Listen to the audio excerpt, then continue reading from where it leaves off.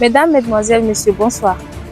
À la une de notre journal télévisé de ce jour, briefing sur la prière matinale, point sur le réveil et le sport matinal, les partages pendant le petit déjeuner, la communion avec le Seigneur pendant le culte personnel, la communion pendant les temps de groupe d'action, une vision globale de la louange et du message, un petit clin d'œil à la cerise sur le gâteau.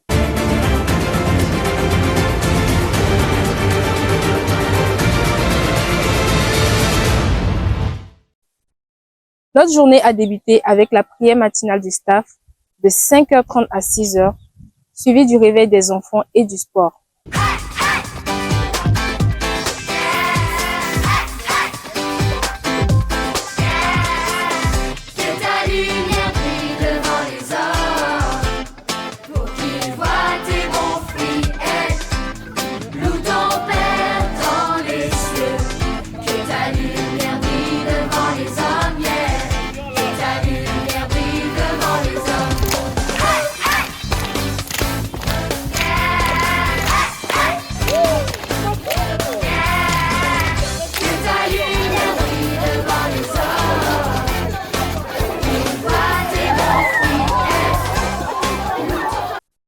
La matinée a été meublée par des activités telles que le petit déjeuner, le culte personnel, un temps de groupe d'action et la louange.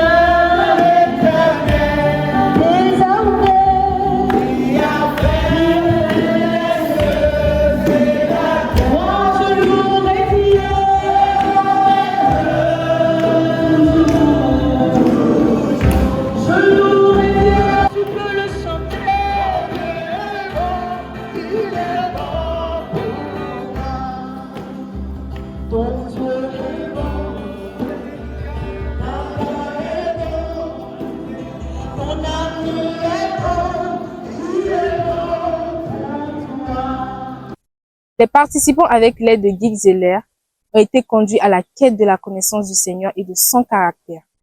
Une vérité incontournable est que quand on connaît Dieu et son caractère, aucune situation ne pourra nous handicaper. Que ce soit dans la joie et dans la douleur, nous continuerons à avoir confiance en lui car il reste fidèle. Il m'a délivré, mais il m'a aussi dit quelque chose. J'ai dit, Seigneur, comment est-ce que je peux reposer des fondations dans ma vie? Et le Seigneur m'a dit, Guy, tu dois me connaître. Et ma première réaction, c'était de lui dire, mais Seigneur, je te connais déjà. Je suis chrétien depuis 30 ans bientôt. Et le Seigneur m'a dit, tu me connais en surface. Tu me connais superficiellement. Tu connais plein de mots qui disent qui je suis, mais tu sais pas ce que ces mots veulent dire. On avait un KFJ il y a 3 ans en Suisse, et puis tout le monde dansait dans la louange. Mon Rédempteur vit, mon Rédempteur vit. À la fin du chant, je suis venu, j'ai pris le micro et j'ai posé une question. C'est quoi un Rédempteur? Personne ne savait. Donc tout le monde louait le Seigneur, alléluia, alléluia, mais personne ne savait ce qu'on était en train de chanter. Personne ne comprenait le sens du mot. Et des fois, notre connaissance de Dieu, c'est une connaissance de surface. On vient de notre famille, on a toujours entendu parler de Dieu, on a été à l'église, à l'école du dimanche, on connaît toutes les histoires, puis on se dit, ouais, c'est ennuyeux, j'ai déjà entendu celle-là. Mais est-ce qu'on connaît vraiment Dieu? Est-ce qu'on connaît vraiment son caractère? Et des fois, on est des bons chrétiens, on sait toutes les bonnes réponses, mais on ne sait pas vraiment ce que ces bonnes réponses veulent dire. Ne périsse point, mais qu'il ait la vie éternelle. C'est quoi la vie éternelle?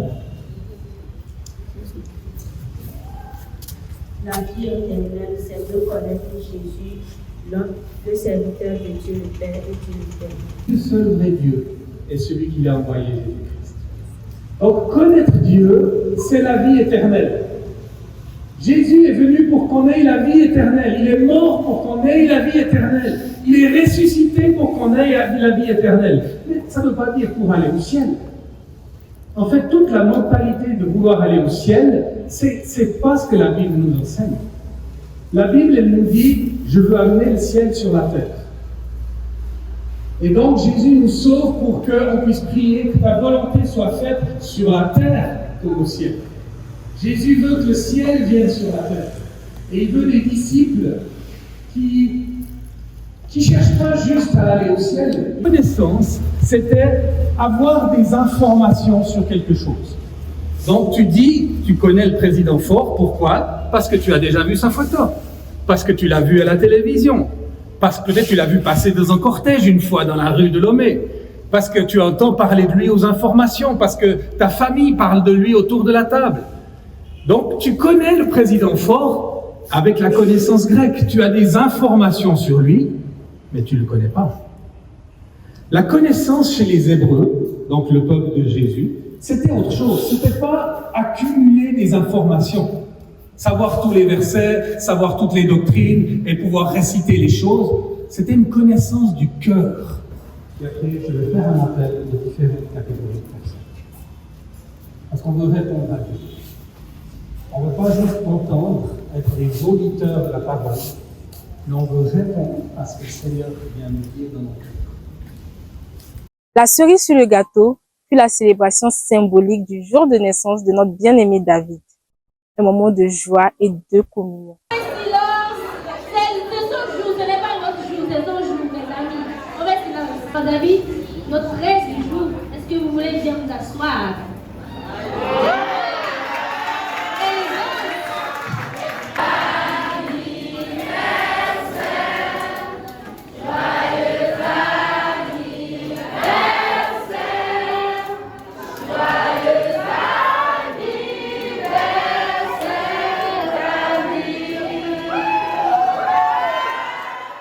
La matinée s'est achevée avant le déjeuner par la répétition de la chorégraphie de groupe. Dans l'après-midi, nous avons eu un temps de TP où nous avons pris du temps pour rendre les lieux au propre. Notre soirée a été meublée par des temps particuliers en différents groupes d'âge, composés des 7 à 11 ans, des 12 à 13 ans et de 14 et plus. Nous avons rencontré Esdras, un des participants de cette tournée, qui nous livre ici ses impressions sur la tournée. Alors, nous sommes en présence de Esdras, fabricant de jouets à Lomé. Et Esdras, c'est sa première tournée FJ. Alors, tu vas juste me dire comment est-ce que tu te sens. Bon, c'est vrai qu'on est là depuis que dimanche, mais ça fait déjà 2 jours. Comment est-ce que tu te sens? Comment est-ce que tu vis ce temps avec nous? Bon, c'est pas mal parce que vraiment je voulais pas venir, mais quand je suis arrivé, bon, je me suis amusé avec les enfants aussi, ceux qui sont dans mon groupe. Du coup, là, je me sens un peu bien. Et puis le jeu d'hier avec les parents, là, c'était top. Donc, j'ai plutôt kiffé. Donc, ça me demande de revenir, forcément, je vais revenir en fait. Et ta relation avec les autres et tout ça? Bon, avec les autres, comment les japotes, donc ça va. Alors, comme tu es co-responsable, dis-nous un peu comment est-ce que ça se passe avec les enfants? Est-ce que tu arrives à t'en sortir et tout?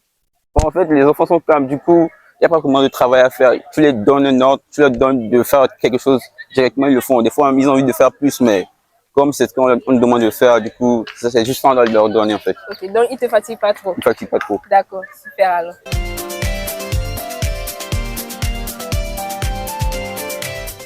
Dans la rubrique invité du journal, nous recevons aujourd'hui Daniel et Chloé qui sont tous deux chefs de groupe d'action. So Daniel, dis-moi un peu comment ça s'appelle ton groupe d'action. Alors moi, mon groupe, c'est les Nuançons de Dieu. Et Chloé? Et mon groupe d'action s'appelle les Créatrices. Ah super alors. Daniel, dis-nous comment ça se passe avec ton groupe d'action. Alors dans mon groupe, c'est assez calme, les enfants sont assez sages. Faut veiller surtout sur les plus petits, au niveau des douches, que ça se passe bien, les petits soucis. Il y en a des peut-être qui sont un peu plus agités, mais en soi, ça se passe vraiment bien. Ils sont vraiment assez calmes. Et quelles sont tes difficultés?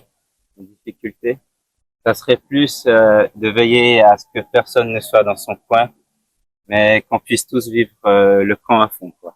D'accord, super. Alors, Chloé, de ton côté, comment ça se passe? Pour ma part, ça se passe très bien. Les filles sont très sympas et très gentilles avec moi.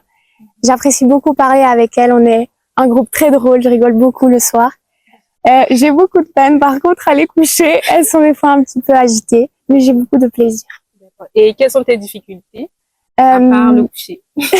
Mes difficultés, je dirais quand même prendre l'autorité. Parce que j'ai pas beaucoup l'habitude, mais sinon ça se passe bien et j'ai pas beaucoup de difficultés car j'ai des bonnes staffs et un bon groupe que sage. Daniel, comment est-ce que tu vis ton rôle en tant que chef de groupe? Alors, je m'attendais pas forcément à être responsable, mais en soi, je suis agréablement surpris. Ça se passe très bien. Ouais, non, c'est génial. Et Chloé? J'apprécie beaucoup mon rôle. C'était un peu compliqué au début, mais maintenant j'aime bien, je prends du plaisir et voilà. Merci Chloé, merci Daniel d'avoir accepté notre invitation. À bientôt. Un proverbe brésilien dit, le mensonge a des jambes courtes. Donc, chers amis, disons toujours la vérité. Merci d'avoir suivi cette édition du journal. Rendez-vous demain pour la prochaine édition.